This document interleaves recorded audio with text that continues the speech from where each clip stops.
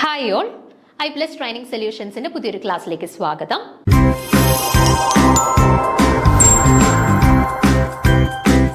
ഇന്ന് നമ്മൾ നമ്മുടെ സെറ്റ് കെമിസ്ട്രിക്ക് ആവശ്യമായിട്ടുള്ള നമ്മുടെ കൊളോയിഡ്സ് എന്ന് പറയുന്ന യൂണിറ്റിൽ നിന്നുള്ള ഒരു ചെറിയൊരു കൺസെപ്റ്റ് നിങ്ങൾക്ക് എല്ലാവർക്കും അറിയാവുന്നതായിരിക്കും. ജസ്റ്റ് ഒന്നും കൂടി ഒന്ന് റിവൈസ് ചെയ്യുന്നേ ഉള്ളൂ.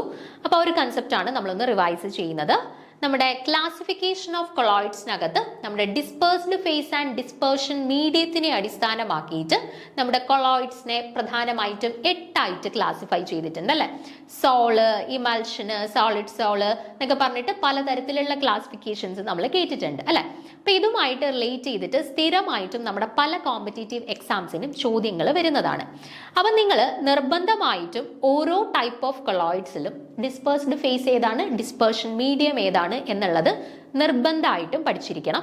അതേപോലെ തന്നെ ഒരു എക്സാമ്പിൾ കണ്ടു കഴിഞ്ഞാൽ അത് ഏത് കാറ്റഗറി ഓഫ് കൊളോയിഡ്സിനകത്താണ് ഇൻക്ലൂഡ് ചെയ്യുന്നത് എന്നുള്ളത് നമ്മൾ നിർബന്ധമായിട്ടും അറിഞ്ഞിരിക്കണം. ഓക്കെ, അപ്പൊ ജസ്റ്റ് ആ ഒരു പോർഷൻ ക്ലാസിഫിക്കേഷൻ ഓഫ് കൊളോയിഡ്സുമായിട്ട് ബന്ധപ്പെട്ട ആ ഒരു പോർഷനാണ് ജസ്റ്റ് നമ്മൾ ഇന്നൊന്ന് റിവൈസ് ചെയ്യുന്നത്. ഓക്കെ, അപ്പൊ നോക്കുക, നമ്മുടെ ഡിസ്പേഴ്സ്ഡ് ഫേസ് ആൻഡ് ഡിസ്പേർഷൻ മീഡിയത്തിനെ അടിസ്ഥാനമാക്കിയിട്ട് നമ്മൾ കൊളോയിഡ്സിനെ 8 ആയിട്ട് ക്ലാസിഫൈ ചെയ്തിട്ടുണ്ട്. അതാണ് solid sol, sol, aerosol, gel, emulsion, aerosol, solid foam, foam. Okay, ഇങ്ങനെ 8 ആയിട്ടാണ് നമ്മൾ ക്ലാസിഫൈ ചെയ്തിട്ടുള്ളത്. ആൻഡ് ഇവിടെ നോക്കിക്കേ, എന്തിന്റെ അടിസ്ഥാനത്തിലാണ് നമ്മൾ ഇങ്ങനെ 8 ആയിട്ട് ക്ലാസിഫൈ ചെയ്തിട്ടുള്ളത്? ഡിസ്പേഴ്സ്ഡ് ഫേസും ഡിസ്പേർഷൻ മീഡിയവും ചേഞ്ച് ചെയ്ത് വരുന്നതനുസരിച്ച്, വേരി ചെയ്യുന്നതിനനുസരിച്ചിട്ടാണ് ഇങ്ങനെ 8 ആയിട്ട് നമ്മൾ ഇവരെ ക്ലാസിഫൈ ചെയ്തിട്ടുള്ളത്. ഓക്കെ, ഇനി എന്താണ് ഡിസ്പേഴ്സ്ഡ് ഫേസ് ആൻഡ് എന്താണ് ഡിസ്പേർഷൻ മീഡിയം?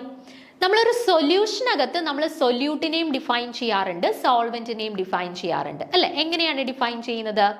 ഒരു സൊല്യൂഷനകത്ത് കുറച്ച് എമൗണ്ട് ഉള്ള ആളിനെ സൊല്യൂട്ട് എന്നും കൂടുതൽ എമൗണ്ട് ഉള്ള ആളെ നമ്മൾ സോൾവെന്റ് എന്നും ഡിഫൈൻ ചെയ്യാറുണ്ട് അല്ലെ. അപ്പൊ ആ ഒരു സൊല്യൂഷനിൽ കുറച്ച് എമൗണ്ട് ഉള്ള സൊല്യൂട്ടിനെ പോലെ നമ്മൾ കൊളോയിഡ്സിൽ സിമിലർ ആയിട്ടുള്ള അല്ലെങ്കിൽ കുറച്ച് എമൗണ്ടിലുള്ള ആളുകളെ നമ്മൾ പറയുന്നതാണ് ഡിസ്പേഴ്സ്ഡ് ഫേസ്. ഓക്കെ, അതുപോലെ നമ്മുടെ സൊല്യൂഷനകത്തുള്ള സോൾവെന്റിന് സിമിലർ ആയിട്ട് നമ്മുടെ കൊളോയിഡ്സിനകത്തുള്ള ആളുകളെ നമ്മൾ വിളിക്കുന്ന പേരാണ് ഡിസ്പേർഷൻ മീഡിയം. ഓക്കെ, അപ്പോൾ ഒരു ഡിസ്പേഴ്സ്ഡ് ഫേസും ഒരു ഡിസ്പേർഷൻ മീഡിയവും കൂടി ഇൻക്ലൂഡ് ചെയ്തിട്ടുള്ളതാണ് നമ്മുടെ കൊളോയിഡ്സ്. ഓക്കെ, ഇനി നോക്കിക്കേ, ഈ ഡിസ്പേഴ്സ്ഡ് ഫേസും ഡിസ്പേർഷൻ മീഡിയവും രണ്ട് കൂട്ടർക്കും സോളിഡ് സ്റ്റേറ്റിൽ എക്സിസ്റ്റ് ചെയ്യാം, ലിക്വിഡ് സ്റ്റേറ്റിൽ എക്സിസ്റ്റ് ചെയ്യാം, ഗേഷ്യസ് സ്റ്റേറ്റിൽ എക്സിസ്റ്റ് ചെയ്യാം. കേട്ടോ, ഈ 3 അവസ്ഥകളിലും ഇവർക്ക് എക്സിസ്റ്റ് ചെയ്യാം. സോളിഡ് സ്റ്റേറ്റിൽ, ലിക്വിഡ് സ്റ്റേറ്റിൽ, ഗേഷ്യസ് സ്റ്റേറ്റിൽ എക്സിസ്റ്റ് ചെയ്യാം. ആൻഡ് ഈ സ്റ്റേറ്റുകളിലുള്ള വേരിയേഷൻസ് വരുന്നതിനനുസരിച്ചാണ് നമ്മൾ ഈ പറഞ്ഞതുപോലെ ഇവരെ ക്ലാസിഫൈ ചെയ്തിട്ടുള്ളത്. നോക്കിക്കേ, നമുക്ക് ഡിസ്പേഴ്സ്ഡ് ഫേസ് സോളിഡ് ആവുന്ന സമയത്ത് ഡിസ്പേർഷൻ മീഡിയം സോളിഡ് ആവാം, ലിക്വിഡ് ആവാം, ഗ്യാസ് ആവാം. ഓക്കെ, അതുപോലെ ഡിസ്പേഴ്സ്ഡ് ഫേസ് ലിക്വിഡ് ആവുന്ന സമയത്ത് ഡിസ്പേർഷൻ മീഡിയം സോളിഡ് ആവാം, ലിക്വിഡ് ആവാം, ഗ്യാസ് ആവാം. ഓക്കെ, അതുപോലെ നമ്മുടെ ഡിസ്പേഴ്സ്ഡ് ഫേസ് ഗ്യാസ് ആവുന്ന സമയത്ത് ഡിസ്പേർഷൻ മീഡിയം സോളിഡ് ആവാം അല്ലെങ്കിൽ ലിക്വിഡ് ആവാം. അതിന്റെ ബേസിസിലാണ് ക്ലാസിഫിക്കേഷൻ നടന്നിട്ടുള്ളത്. അപ്പൊ നോക്കിക്കേ, ഒന്നാമത്തെ കാറ്റഗറിയാണ് നമ്മുടെ ഡിസ്പേഴ്സ്ഡ് ഫേസും ഡിസ്പേർഷൻ മീഡിയവും സോളിഡ് ആവുകയാണ് എന്നുണ്ടെങ്കിൽ അത്തരത്തിലുള്ള കൊളോയിഡ്സിനെ വിളിക്കുന്ന പേരാണ് സോളിഡ് സോള്. എന്താണ്? Solid sol. ഓക്കെ, ഡിസ്പേഴ്സ്ഡ് ഫേസും ഡിസ്പേർഷൻ മീഡിയവും സോളിഡ് സ്റ്റേറ്റിൽ വരുന്ന സമയത്ത് അത്തരത്തിലുള്ള കൊളോയിഡുകളെ വിളിക്കുന്ന പേരാണ് സോളിഡ് സോള്. ഓക്കെ, ആൻഡ് ആ കാറ്റഗറിയിൽ വരുന്ന എക്സാമ്പിൾസ് ആണ് ജെം സ്റ്റോൺസ്. അപ്പൊ തിരിച്ചും ചോദ്യം വരാം, ജെം സ്റ്റോൺസ് ഏത് തരത്തിലുള്ള കൊളോയിഡ് ആണ്? ഓപ്ഷൻസിനകത്ത് കാണും സോളിഡ് സോള്, സോള്, എയ്റോസോള്, ഫോം എന്നൊക്കെ പറഞ്ഞിട്ട് ഓപ്ഷൻസ് ആണ്. അപ്പോൾ ഓർത്ത് വെച്ചേക്കുക, ജെം സ്റ്റോൺസ് എന്ന് പറയുന്നത് സോളിഡ് സോളിന്റെ അണ്ടറിൽ വരുന്ന എക്സാമ്പിൾ ആണ്. അതായത് അവിടുത്തെ ഡിസ്പേഴ്സ്ഡ് ഫേസും ഡിസ്പേർഷൻ മീഡിയവും രണ്ട് കൂട്ടരും സോളിഡ് സ്റ്റേറ്റിലാണ്. ഓക്കെ, ഇനി രണ്ടാമത്തെ കാറ്റഗറിയാണ് നമ്മുടെ ഡിസ്പേഴ്സ്ഡ് ഫേസ് സോളിഡ് സ്റ്റേറ്റിലും ഡിസ്പേർഷൻ മീഡിയം ലിക്വിഡ് സ്റ്റേറ്റിലും വരുന്നത്. ഓക്കെ, അത്തരത്തിലുള്ള ഒരു കൊളോയിഡിനെ വിളിക്കുന്ന പേരാണ് സോള്. ഡിസ്പേഴ്സ്ഡ് ഫേസ് സോളിഡും ഡിസ്പേർഷൻ മീഡിയം ലിക്വിഡും വരുന്ന കൊളോയിഡ്സിനെ വിളിക്കുന്ന പേരാണ് സോള്. ആൻഡ് സോളിന്റെ കാറ്റഗറിയിൽ വരുന്ന എക്സാമ്പിൾസ് ഏതൊക്കെയാണെന്ന് നോക്കിക്കേ.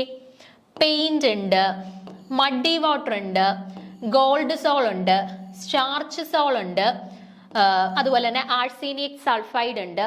ഇതെല്ലാം നമ്മുടെ സോളിന്റെ കാറ്റഗറിയിൽ വരുന്ന എക്സാമ്പിൾ ആണ്. പ്രധാനമായിട്ടും നിങ്ങൾ ഓർത്തിരിക്കേണ്ടത് paint, muddy water, starch sol, gold sol കേട്ടോ. ഇത് ഇത്രയും ഒന്ന് ഓർത്ത് വെച്ചേക്കുക. ഇവർ ഇത്രയും പേരും സോളിന്റെ കാറ്റഗറിയിൽ വരുന്നതാണ്. അതിൽ സ്റ്റാർച്ച് സോള്, ഗോൾഡ് സോള് പേരിനകത്ത് തന്നെ ഉണ്ട് അത് സോളാണ് എന്നുള്ളത്. മഡി വാട്ടറും പെയിന്റും ഒന്ന് ഓർത്ത് വെച്ചേക്കുക.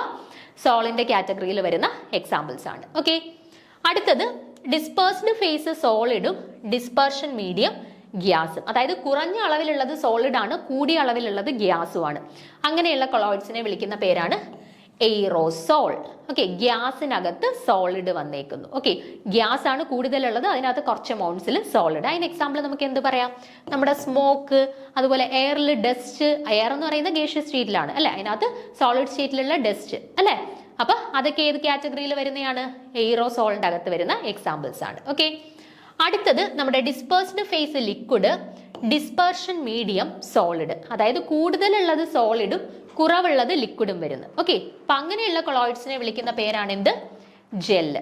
ഓക്കെ, അത്തരത്തിലുള്ള കൊളോയിഡ്സിനെ വിളിക്കുന്ന പേരാണ് ജെല്ല്. ആൻഡ് ജെല്ലിന്റെ കാറ്റഗറിയിൽ വരുന്ന എക്സാമ്പിൾസ് ആണ് നമ്മുടെ ജെല്ലീസ്, ചീസ് ഒക്കെ നോക്കി വെച്ചേക്കണേ, ചോദിക്കുന്നതാണ് കേട്ടോ. ചീസ് നമ്മുടെ ജെൽ എന്ന് പറയുന്ന കൊളോയിഡ്സിന്റെ കാറ്റഗറിയിൽ വരുന്നതാണ്. ഓക്കെ, ഇനി അഞ്ചാമത്തെയാണ് നമുക്ക് സാധാരണ എല്ലാ ക്വസ്റ്റ്യൻ പേപ്പേഴ്സിലും കൊളോയിഡ്സുമായിട്ട് ബന്ധപ്പെട്ട് കൂടുതലും ചോദിക്കുന്ന ഇതാണ്. ഡിസ്പേഴ്സ്ഡ് ഫേസും ഡിസ്പെർഷൻ മീഡിയവും ലിക്വിഡ് ആയിട്ട് വരികയാണെന്നുണ്ടെങ്കിൽ, okay, both dispersed phase and dispersion medium liquid സ്റ്റേറ്റിൽ വരികയാണെന്നുണ്ടെങ്കിൽ നമ്മൾ അത്തരത്തിലുള്ള കൊളോയിഡ്സിനെ വിളിക്കുന്ന പേരാണ് എമൽഷൻ. ആൻഡ് എമൽഷന്റെ ഏറ്റവും ഇമ്പോർട്ടന്റ് ആയിട്ടുള്ള എക്സാമ്പിൾ ഏതാണ്?